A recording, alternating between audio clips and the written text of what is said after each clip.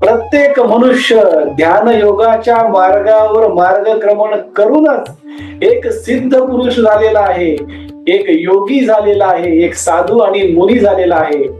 त्यामुळे ध्यान योग हा मार्ग प्रत्येक मनुष्यासाठी आहे.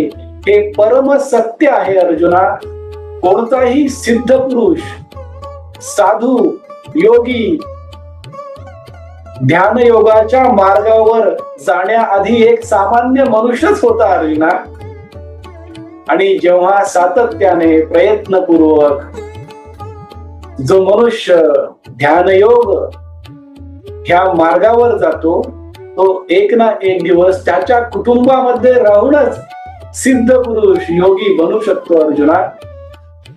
त्यामुळे वस्तुस्थिती ही आहे की जो मनुष्य ध्यान योगापासून दूर पळत आहे, त्याचे मन